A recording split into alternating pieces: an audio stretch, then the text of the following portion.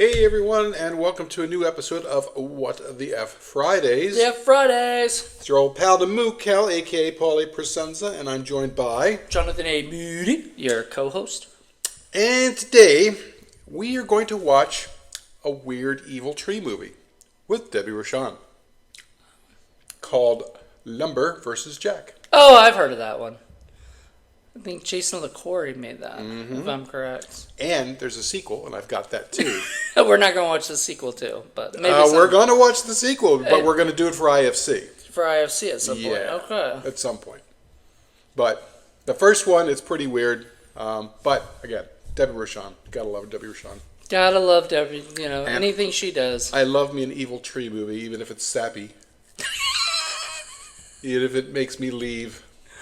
Oh, God. Even if it's the root of all evil. Even if the acting is wooden?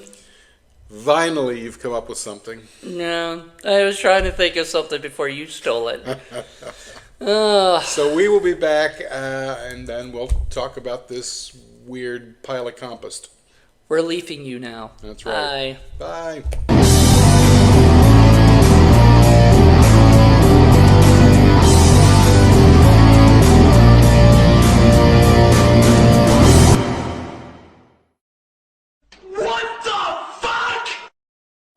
So, we are back after watching Lumber vs. Jack.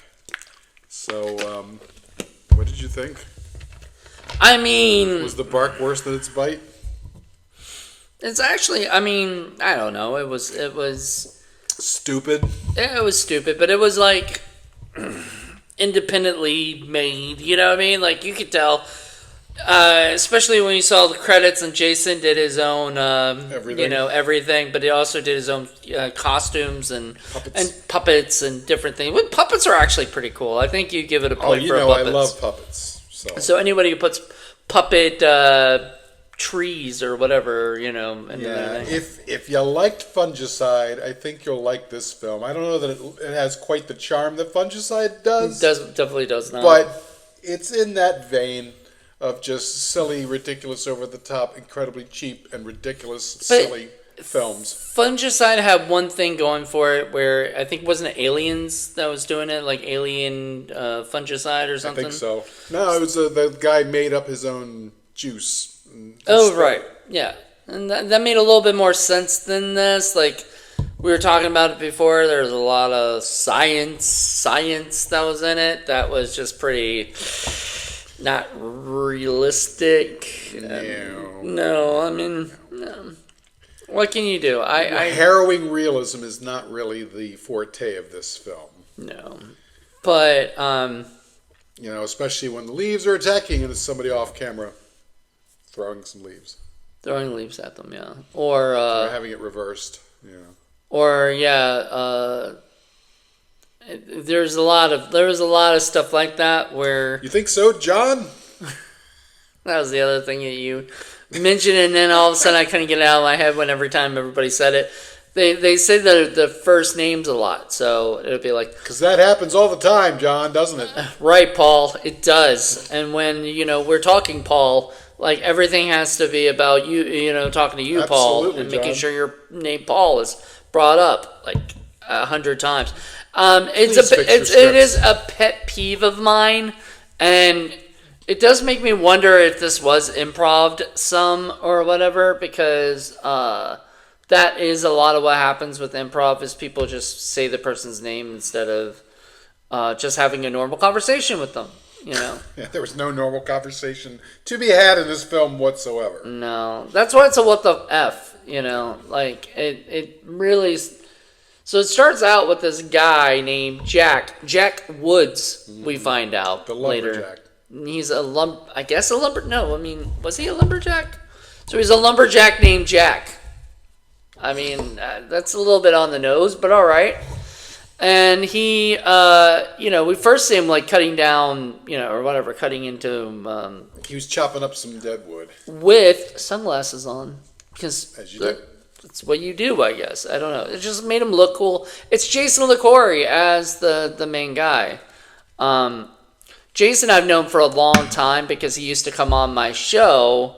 I think he might have even started his own podcast because of mine. I don't know. He might have. I don't know. But he was one of those guys who I've always known him as a guy who worked with Deborah Shawn a lot. I think even Debbie brought him up when we interviewed her. She brought him up, like the stuff that she does with him. I think you even brought this movie up to her before, but now you really want to talk to her. Oh yeah. Talk to her if we get to interview her again.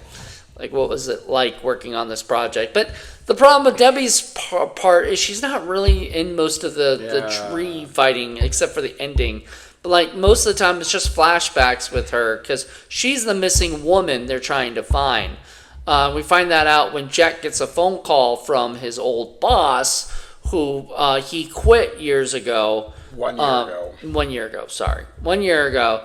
He quit so that he... I don't know, what is he doing now? I forgot. He had like a job or something. He did something else. So he's moved on, and this guy just wants him to find his ex-wife.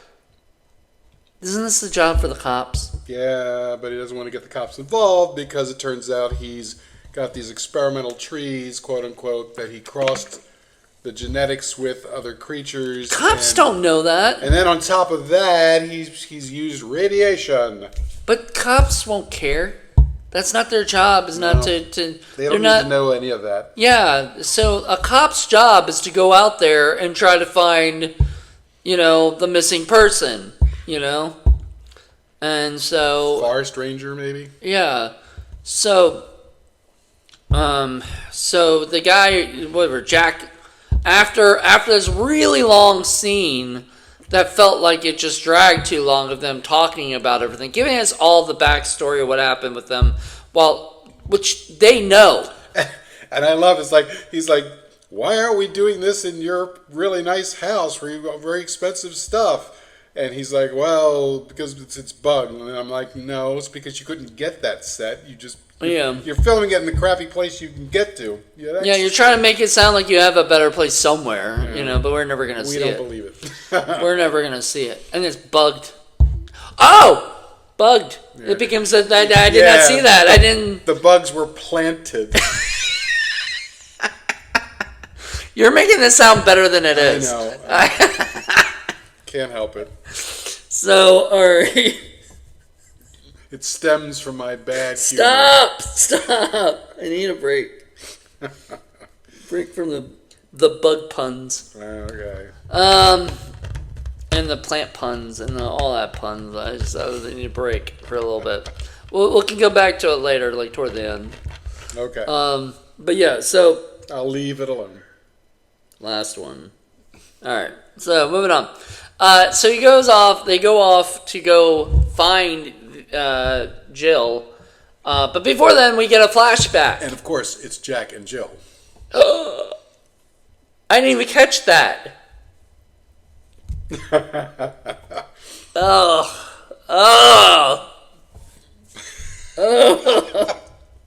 So much cringe in this film. They did that. They had to have done that. Like Jason had. Yeah. All right. Oh, yeah. Thought he was clever at the time, I guess. And now there's a million Jack and Jill movies and things, and 2011, right? Yeah, this is 2011. It was before all that craziness, but.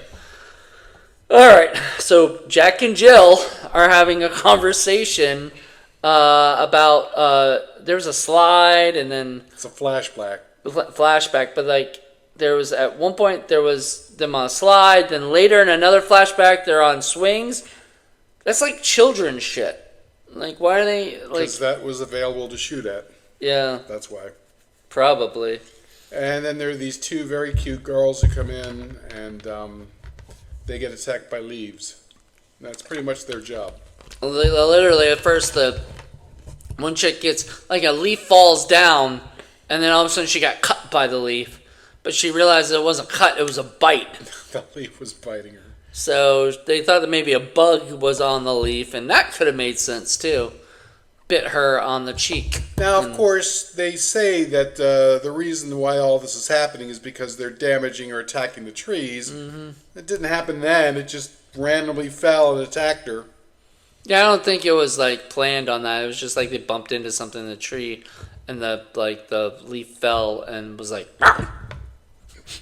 as they do, right? They just, how many times you've been bitten by leaves? Yeah. So silly. So then, so they're trying to figure it out. So all of a sudden, these leaves. The one girl comes up with a great idea, like poke it, because there's something under there. Poke it. I'm like, if there's something under there, like even like say a possum, or something, you don't want to poke it and make it come after you, or a skunk, because there could be anything in those woods. The discussion they have isn't about the concept that the trees and the leaves and the vines are attacking them.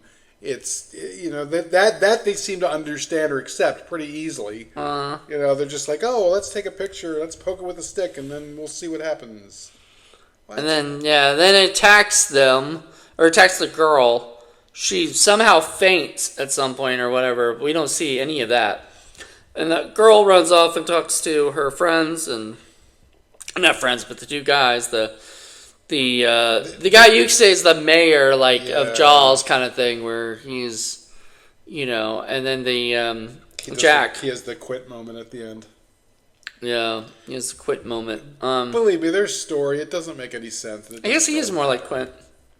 Doesn't really matter. The whole thing is to see these people being attacked by twigs. Somebody's off camera hitting them with twigs. Someone's off camera throwing leaves at them. There's some puppets. There's a couple of very crappy but fun looking monster suits. One guy gets wrapped up in brown tape, but I guess he's supposed to be a plant man.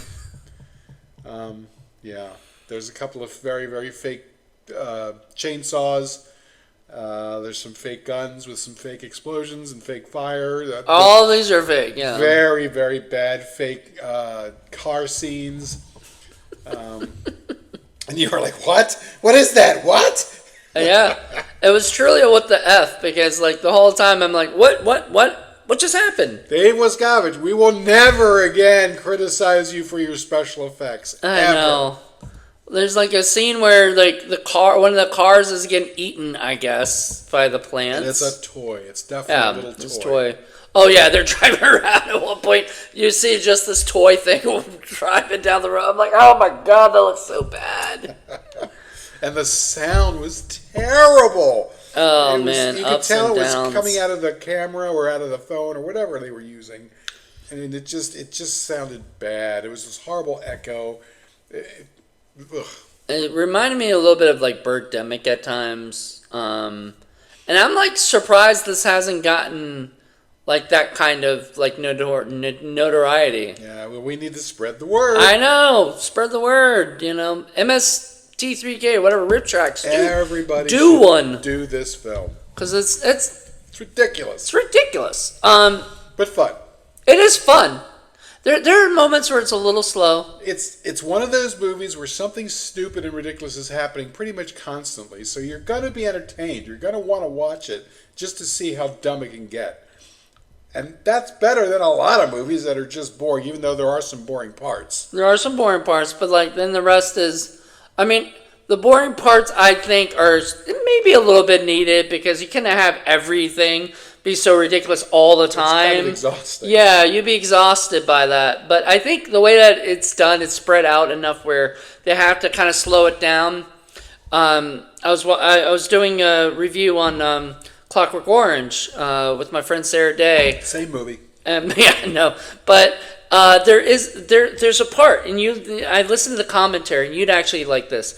Malcolm McDowell was talking to the historian guy, and they were chatting about the scene where Alex gets arrested and brought to jail. Mm-hmm. Stanley Kubrick actually said, "This is boring. I don't like this scene." Right? And stuff. This is boring me. And then Malcolm McDowell said, "We need this scene because we just had a whole lot of crazy scenes right now. We need to slow it down for the audience so they can catch up and just relax for a second before we go to more crazy scenes." Mm-hmm. And I was like, because I'd always thought, man, this is the boringest scene in the movie. This is kind of where it slows down a little bit, where he's talking to the cops, and he needs to also show that he's okay with the law, right, or whatever. So anyway, I I actually think there should be some scenes that kind of slow the movies down a little bit so that you're not like action, action, action, action, action, nothing nonstop, and you're just like, oh my god. It's very hard to keep it up. I mean, Drunken Wu-Tang is just about the only movie I can think of where it just constantly goes on. Could you imagine a watermelon monster in this thing? Oh god, that would have been perfect. I would love that. If you haven't seen Drunken Wu-Tang, it's got one of the best scenes with this like awesome drunken watermelon thingy. I don't know. It was and there was crazy. A banana monster. There was all kinds of ridiculous. There was some ridiculous things in that, but it was fun. It was a great movie. But this, I mean, it's not a good movie, but it's not a terrible movie. Like we've seen worse. Entertaining. We have seen way worse than this. Even Birdemic, I think, is worse than this. It's just because that movie is way more boring than this movie is. Because there's a lot of extended parking scenes and driving scenes, right? Where stuff that we don't just need to see. Yeah, but that's just filler to, And this movie had a little bit of filler, a little bit, but not as much. And it did have so there were two things I really didn't dig about the movie. So the first thing was the science stuff. We were talking about it before. If you're going to make a movie like this, you better know your science if you're going to make it a science thing. Otherwise, make it supernatural. Make it be that the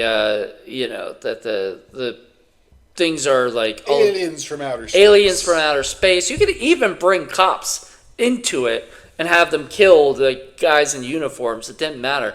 But just make it a supernatural thing, because other than that you don't need explanations for that. People can be like, I don't know what's going on, and the audience will totally go with it. But when you start actually saying mutations and this and that, and this is how DNA works and all that stuff, and that don't really happen, and it's not true and stuff, and that I feel like is a problem, and it gets to be like you either have to talk to somebody who's a scientist, like we have a scientist. It has to at least be vaguely plausible, right, for us to buy it.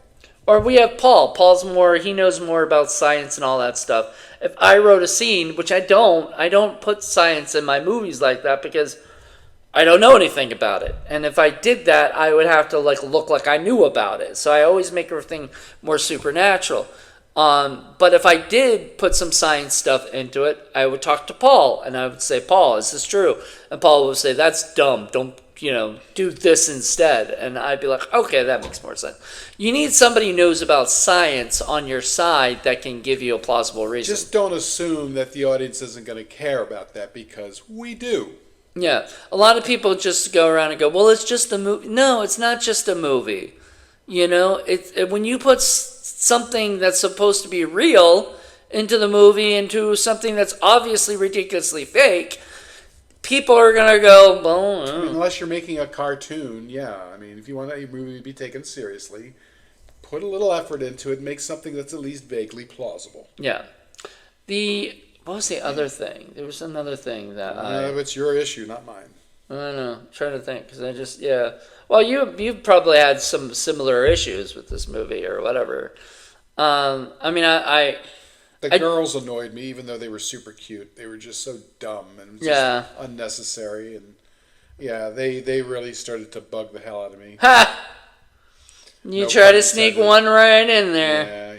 Yeah. But no, they're okay. I didn't mind them. I kind of just viewed them as filler kind of things, It would have been fun if, like I said, if Debbie Rochon instead had been like a jungle girl, who came out with a wood chipper and saved them by, You mean like the Deus Ex Machina? Yeah. It comes and saves the day at the end randomly. Saves the day. It would be fun.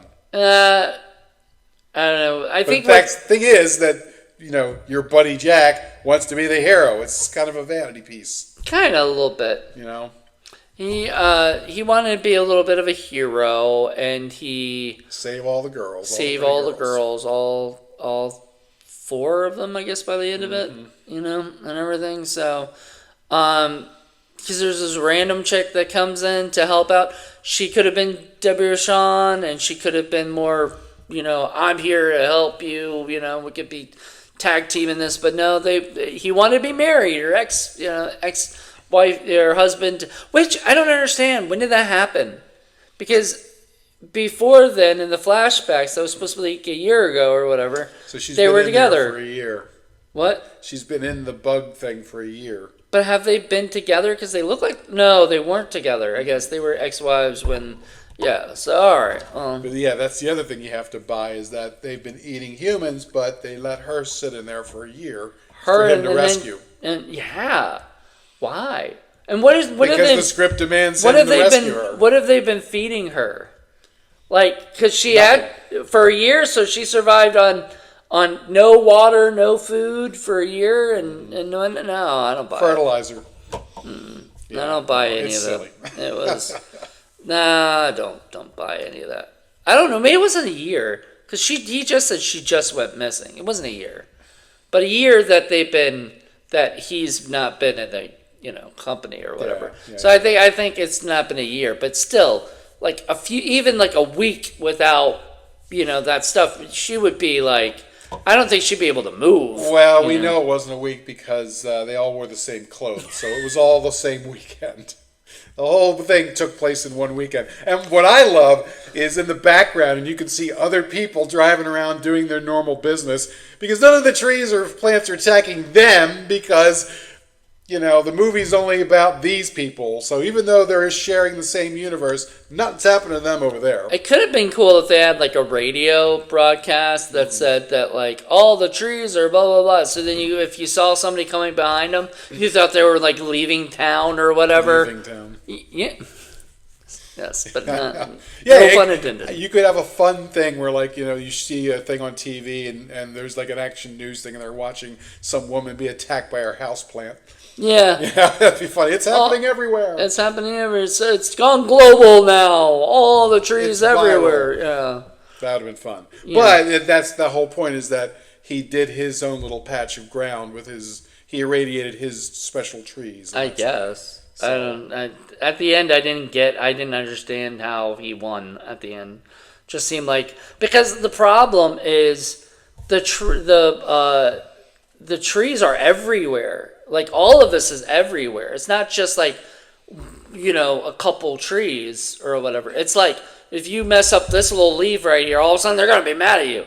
So if you step on them, are they not mad at you? Well, it's like in the movie In the Earth, where the idea is that the forest is one single organism that is all interconnected. So if you do something to this part over here, another part somewhere else understands what's going on and feels it. And so they kind of go into that, but they sort of do it in a lot more intelligent way in that film versus this film. But it's the similar kind of idea, is that there's this hive mind of plants and fungus and vines and stuff. You compared it a little to like Evil Dead with the trees like doing that. But I was like thinking, wasn't there like a tree movie that like The Hidden or something like that? Like, there's a few tree movies actually. Yeah, killer tree movies that that would attack or whatever. I don't know what it was called. I think it was something like that. It was like some kind of forest. Don't forget the Tabanga, the evil Tabanga, the from Hell Came, one of my favorites. That was fun. But that, a lot of this stuff we haven't done Navy versus the Night Monsters, but it's on my list. It's another bunch of killer shrubs. Killer shrubs. So bad. Killer shrubs from outer space. Yep.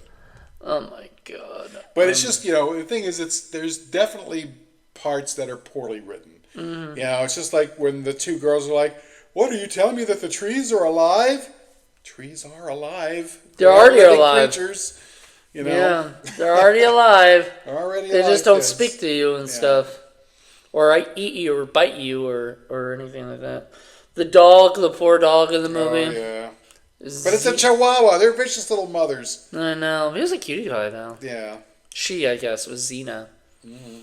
So, cutie Xena pie. the warrior chihuahua. Yeah.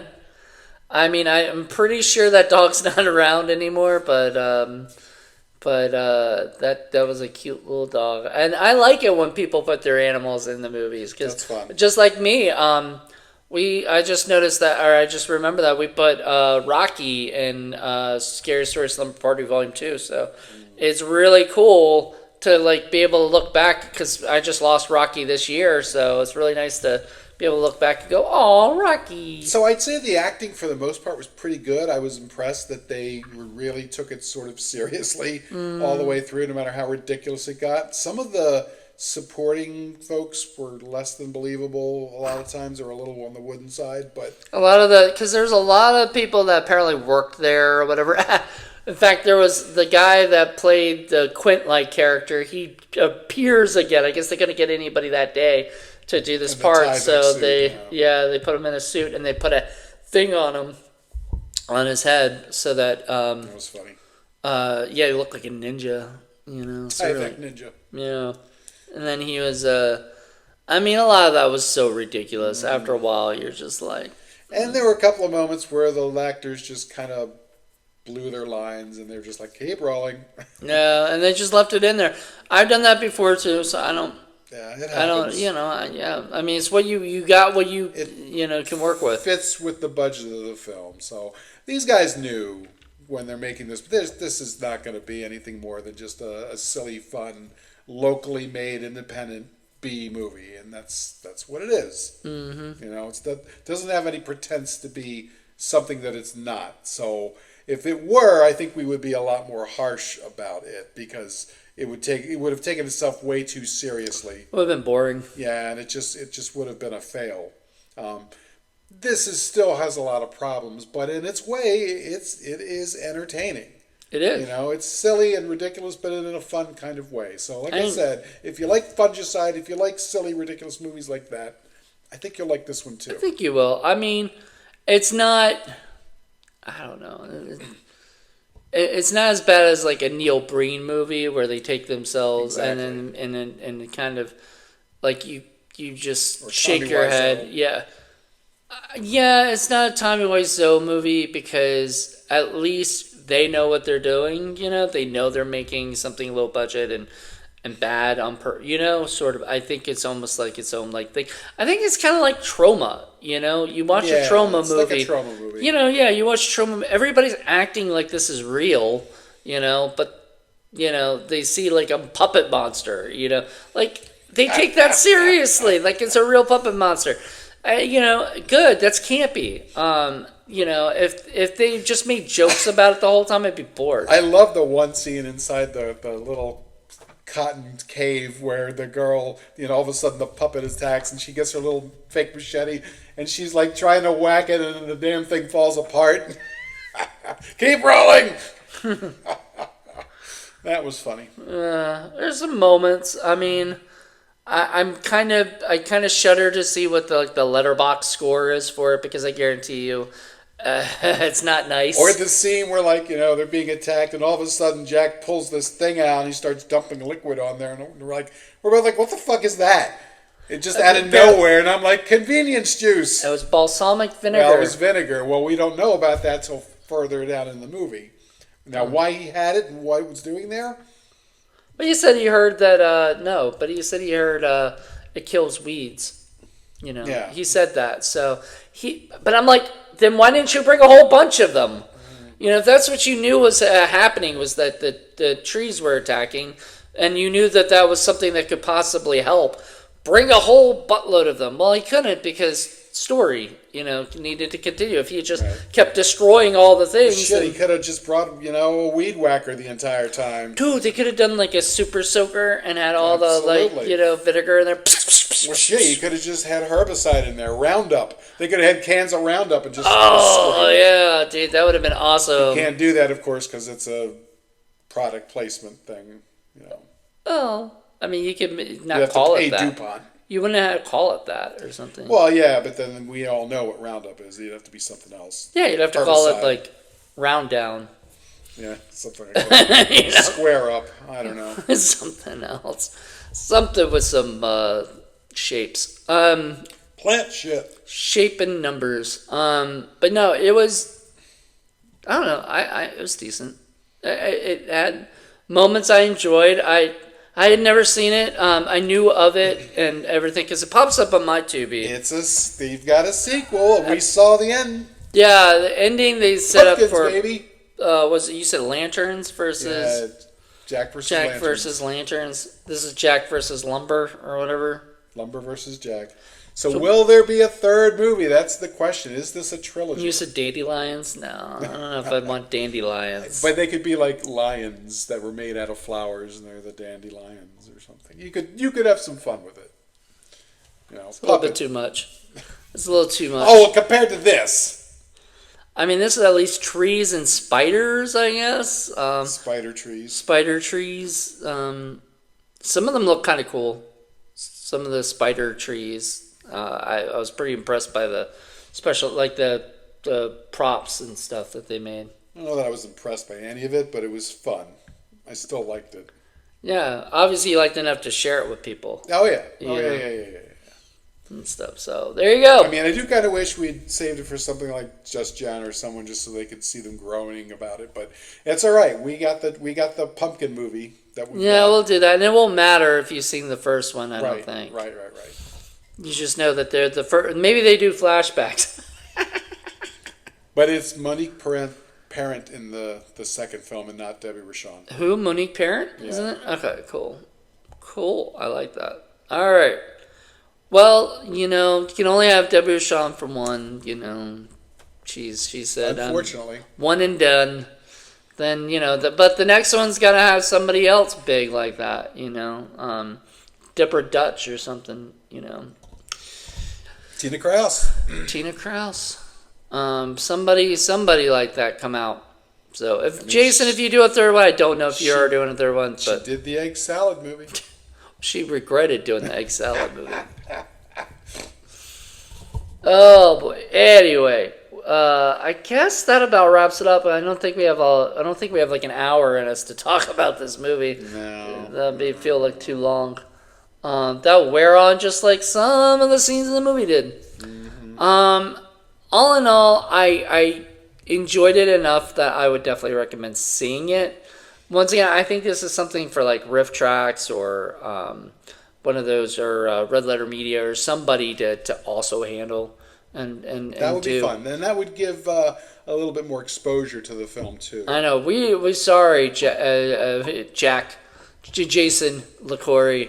I don't think we're going to be able to give you a huge exposure, but now the unfortunate thing is I looked, and while this movie is on Tubi, Jack versus Lantern is not. So you have to actually get it. That's a bummer. Yeah, I know. So that's kind of a shame. Hey, put that on Tubi if you can.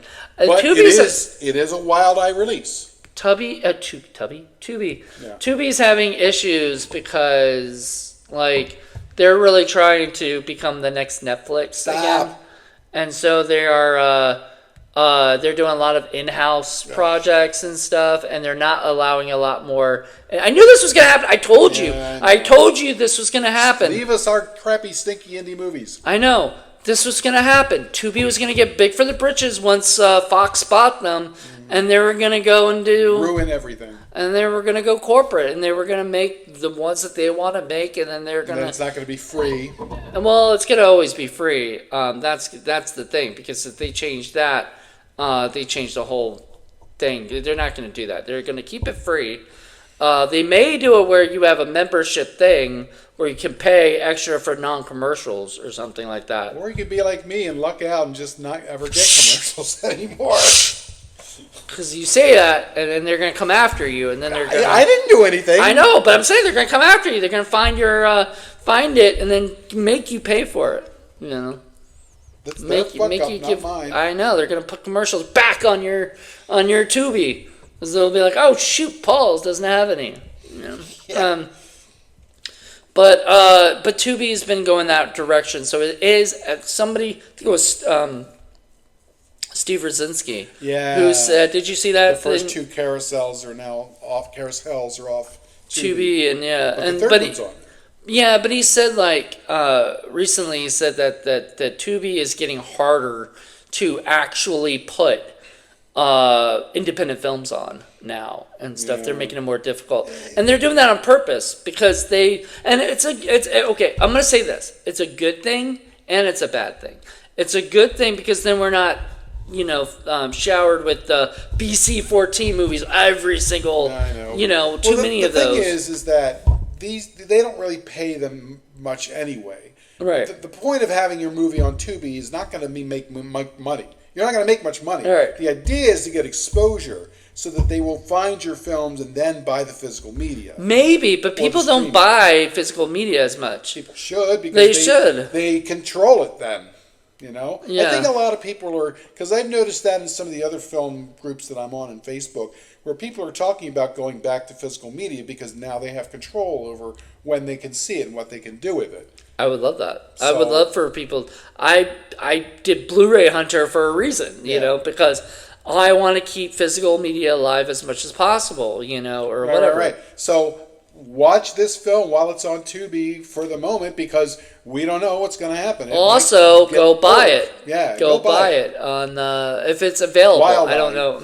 Go to the Wildlife website. Are both of them available through Wildlife? I think so. I know the second one definitely is because I got it, but the first one, got it. Okay. The first one, I'm not 100% sure of.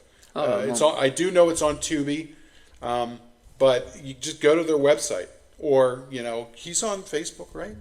Yeah, I think Jason might have his own website. I don't know. He might have his own. What was his company again? Hocus Focus. Hocus Focus Productions. Yeah. So HOCUS. Maybe Focus. we'll put the link down there when we put this up, so that if he's got a website, maybe they're selling it there. We'll see if he has a website. I don't even know if he has a website. How many films has this guy made? He's made a good amount. I mean, he did a lot. Like, I interviewed him back in like 2007, I think, or 8, something like that, in that realm. Back in the MySpace days. That's where we knew each other. We were MySpace friends and stuff. And then we were Facebook friends. And now we're not. Jason, add me. I'll, I'm down. If it sounds like we didn't like the movie, we love the movie. When he was pulling weeds, he accidentally pulled you out. Maybe. I don't know.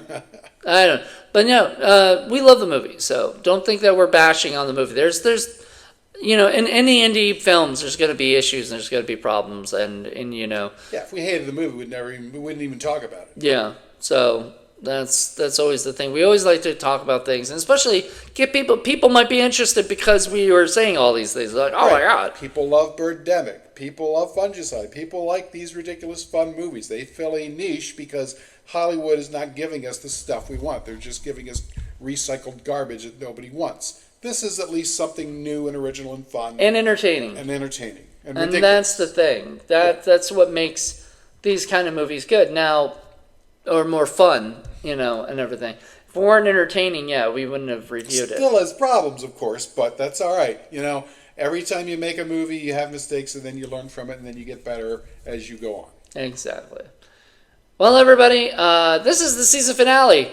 So, welcome to the season finale. We will be back next year, either in January or March, just depending on how busy things get. We're constantly recording at least 2 videos a month. We're heading into the winter months when our plants are dying off, but then there will be a rebirth in the spring where we sprout back again, and we'll have more foliage. You just wanted to keep going with this whole of course plant thingy. Of course. He's not even talking about spiders or bugs anymore. No. It's the plants. Yeah, it's all about the plants. They don't bug you enough. No, they're not as seedy. Right. Well, we could do a whole movie on plants, the seed people. Seed people. Yeah. I think I've done that for something.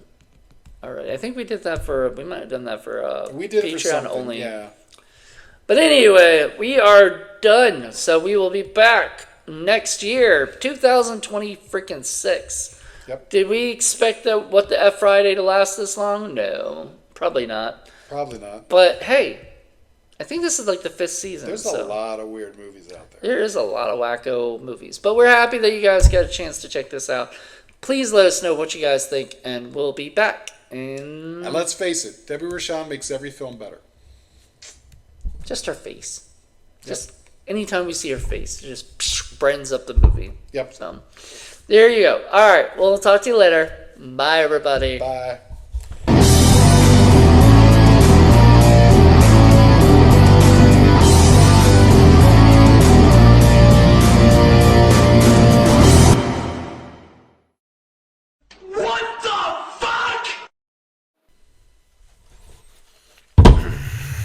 Hold on, let me grab my drink. It's not made of bark. They do have Barks root beer, though. Should have had that. That's Bargs. Yeah, wow. Close enough. Close enough. Actually, surprised Trent Hagel wasn't in this. Yeah.